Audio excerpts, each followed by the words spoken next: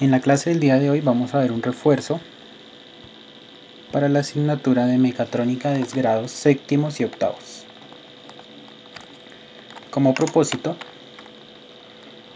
tenemos reforzar los conceptos vistos en el primer periodo académico.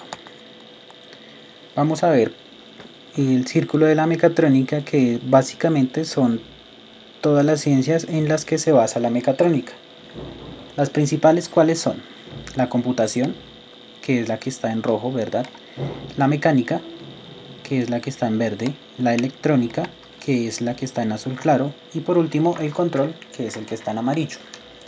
La computación nosotros la vemos desde el área de sistemas cuando programamos algoritmos. La mecánica la estamos viendo desde el área de física, en todo lo que son conversión de unidades, magnitudes, y ahorita vamos a empezar a ver todo lo de cinemática, de movimientos, desplazamientos y aceleraciones.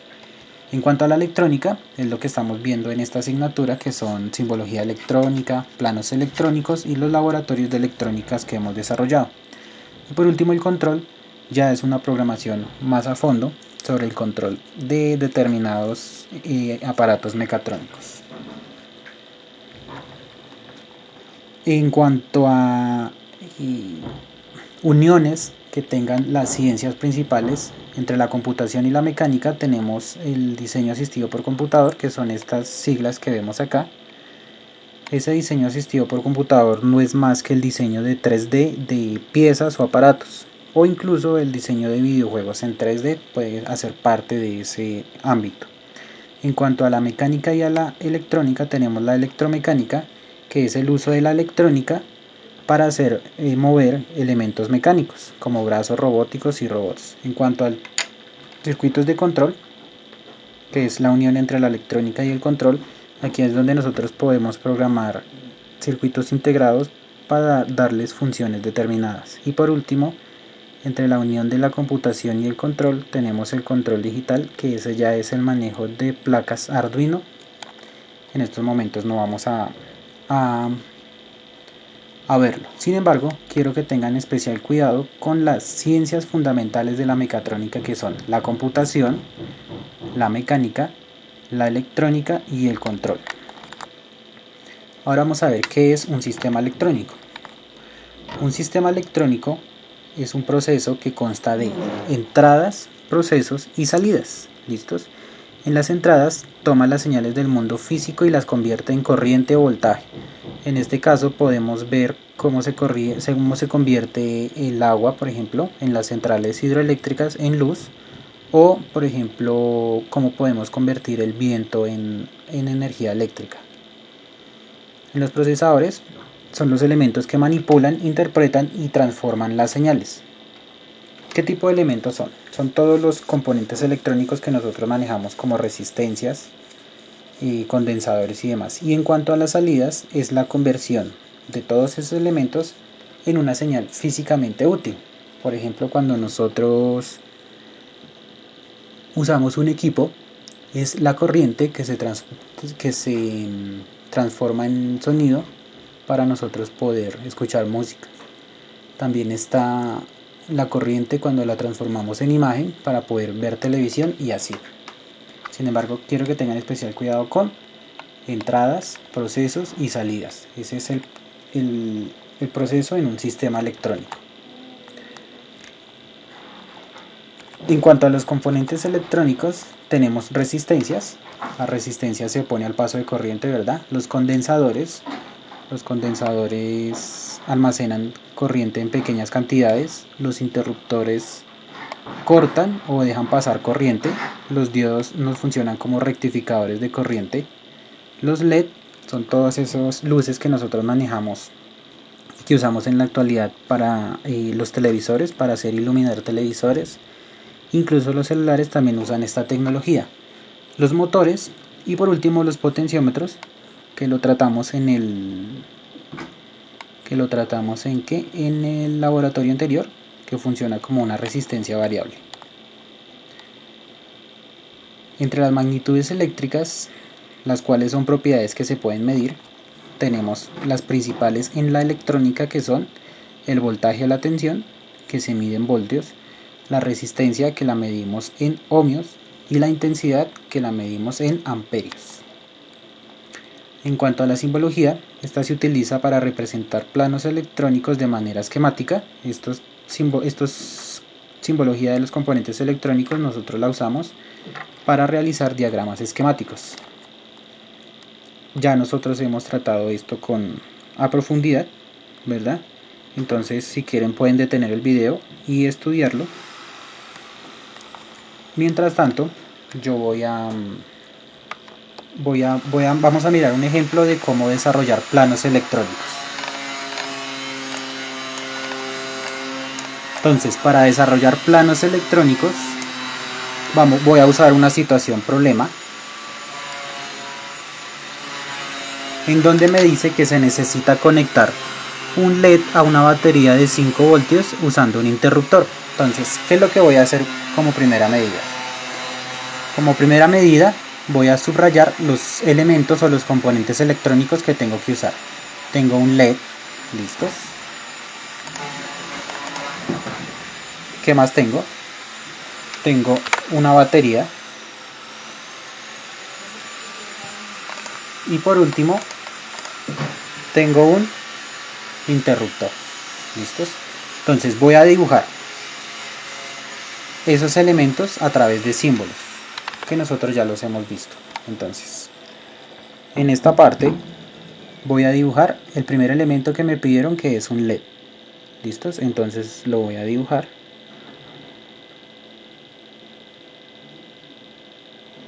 Ese es el símbolo de LED, ¿verdad?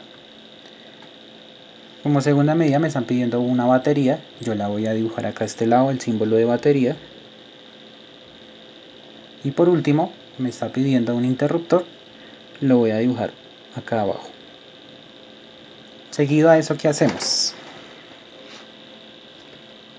Seguido a eso, unimos el polo positivo de la batería con el polo positivo del LED, el polo negativo de la batería con el interruptor y por último uno el otro pin del interruptor con el polo negativo del LED, ¿verdad? Y ya tenemos nuestro plano electrónico. Luego lo tenemos que marcar, colocarle nombres y demás. Sin embargo, yo no lo voy a marcar en este caso, sí voy a colocarle el voltaje. Me dice que la batería tiene 5 voltios y toda batería tiene un polo positivo y un polo negativo, ¿verdad? Hay componentes electrónicos que tienen polaridad, ¿cierto? ¿Qué quiere decir? Que tienen un polo positivo y un polo negativo. En este caso, el LED tiene polaridad. ¿Cómo hacemos para saber cuál es el polo positivo y el polo negativo en este caso? Esta línea que estoy señalando me indica que ese es el polo negativo del LED, por lo tanto lo voy a marcar con un menos. Y del otro lado es el polo positivo. ¿Listos? Recordemos, esto también es muy importante, que el polo positivo en los LED se llama ánodo y el polo negativo en los LED se llama cátodo. Así es como podemos identificar y desarrollar un plano electrónico. ¿Listos? Otro tema a tratar es el cálculo de resistencias. Para el cálculo de resistencias nosotros usamos principalmente la tabla de colores, que es la que tenemos en nuestra parte izquierda. Para poder leer la resistencia empezamos de izquierda, siempre de izquierda a derecha, ¿listos? De izquierda a derecha tal cual está la tabla. Entonces, la primera banda es de color rojo y en nuestra tabla la primera banda, el color rojo tiene un valor de 2. Entonces, lo voy a colocar acá, tiene un valor de 2, ¿listos? La segunda banda, ¿qué valor tiene? Que la segunda banda es esta. En nuestra tabla la segunda banda tiene un valor de 0. ¿Listos? La tercera banda, que es la banda multiplicadora, en este caso, si vamos a la tercera banda o banda multiplicadora, nos dice que tiene un valor de por 100. ¿Listos? Entonces coloco el por y seguido a esto coloco el número 100. Por último, la banda de tolerancia, en este caso, como es color café no está, sin embargo, yo sé que tiene más menos 1% de tolerancia. ¿Listos? Y efectuamos la operación. Si yo multiplico 200 por 100 me va a dar 2000 ohmios, ¿cierto? Recuerden que todas las resistencias se miden en ohmios con una tolerancia de más menos 1%. Ese es el valor de esa resistencia, y así es como podemos medir resistencias a través del código de colores. Otro de los temas que tratamos en las últimas clases y que ustedes consultaron fueron los circuitos en serie y paralelo. Entonces yo voy acá a dibujar unos circuitos en serie y unos circuitos en paralelo para saber cómo funciona. Voy a colocar una batería. Perdón. Voy a colocar una batería. ¿Listos? Y los circuitos en serie quiere decir que son componentes electrónicos que están en serie, quiere decir uno tras del otro. Voy a dibujar los símbolos del LED. Entonces, como me dice que está uno tras del otro, dibujo un símbolo, dibujo otro símbolo, y aquí voy a hacer otro. ¿Listos? Y voy a unirlos para completar el circuito. ¿Están en serie? ¿Por qué? Sí, porque está uno tras del otro, o en fila, ¿verdad? Entonces voy a colocarle su simbología. Digamos que esto tiene 3 voltios, esto tiene positivo, negativo, en este caso se une negativo, positivo, negativo, perdón, me estoy equivocando. En este caso es positivo, negativo, positivo, negativo, positivo, negativo. ¿Listos? ¿Cómo podemos saber que es un circuito en serie? Porque los componentes están uno tras del otro. Ahora vamos a ver el ejemplo con un circuito en paralelo. Los circuitos en paralelo tienen la particularidad que, como su nombre lo indica, los componentes electrónicos los ubicamos de manera paralela. Sin embargo, yo voy a ubicar aquí una pila para poder hacer el circuito de manera correcta, y voy a ubicar 3 LED. Este es uno, este es otro LED, y por último otro LED. Listos. Si se dan cuenta, estos no van en fila, sino en este caso, al completar el circuito, si nos damos cuenta, y yo le coloco polaridad a todo, nos damos cuenta que en este caso todos los positivos se comunican y todos los negativos se comunican, ¿verdad? Y están en paralelo. ¿Por qué? Porque el uno está no en fila, sino en columna al lado del otro. Y tienen su particularidad que los polos positivos se van a unir igual que los polos negativos en un solo lado. ¿Listos? Positivos con positivos, negativos con negativos. En el caso anterior, como iban en fila, no era igual. Sin embargo, quiero que identifiquen muy bien la diferencia entre un circuito en paralelo y un circuito en serie. Y el último ejemplo que vamos a ver es la aplicación de situaciones problema de planos de electrónica para su desarrollo. Entonces, ¿qué nos dice el ejemplo? El ejemplo nos dice que se quiere reducir el voltaje que entrega una batería de 3,5 voltios, de 5 voltios a 3,5 voltios, y para ello se usan diodos que reducen el voltaje de 0,5 cada uno. Y nos pregunta que cuántos diodos debemos usar. Entonces, ¿cómo solucionamos este problema? Necesitamos hallar este valor, que son 3,5 voltios. ¿Listos? Y iniciamos teniendo una batería de ¿cuánto? Tenemos una batería de 5 voltios, ¿cierto? Y tenemos que usar diodos, que los diodos ¿cuánto nos reducen? Los diodos nos reducen 0,5 voltios cada uno. Entonces, ¿qué hacemos acá? En este caso, voy a empezar a reducir los 5 voltios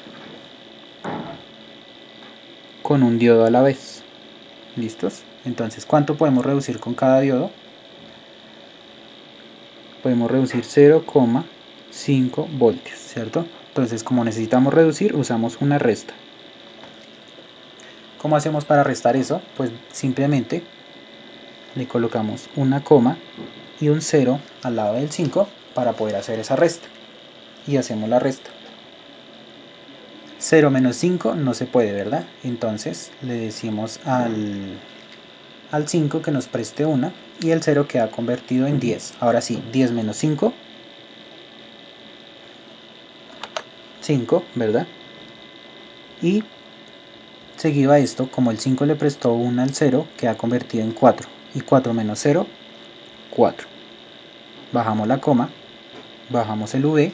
Entonces con un diodo reducimos el voltaje a 4,5 voltios. Entonces seguimos. Vamos ahora a usar esos 4,5 voltios. Y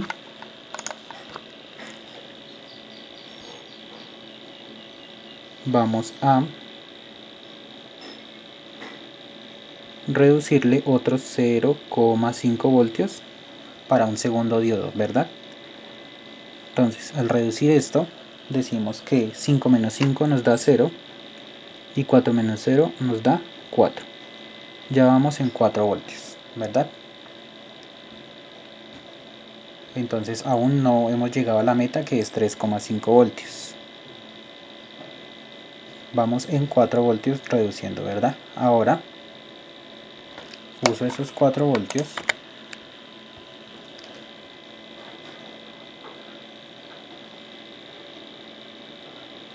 esos 4,0 voltios y le voy a reducir otro 0,5 para usar un tercer diodo. 0,5 voltios y hacemos esta operación. Tenemos que 0 menos 5 no se puede, entonces ¿qué hacemos ahí? Le decimos al 4 que le preste una, este queda convertido en 10 y 10 menos 5 nos da 5. Como el 4 le prestó una al 0, queda convertido en 3 y 3 menos 0 nos da 3. Bajamos la coma, bajamos el V y como nos podemos dar cuenta, este es el resultado que necesitábamos, ¿cierto? ¿Y cuántos diodos usamos para poder llegar a ese voltaje? Usamos 3 diodos. Entonces,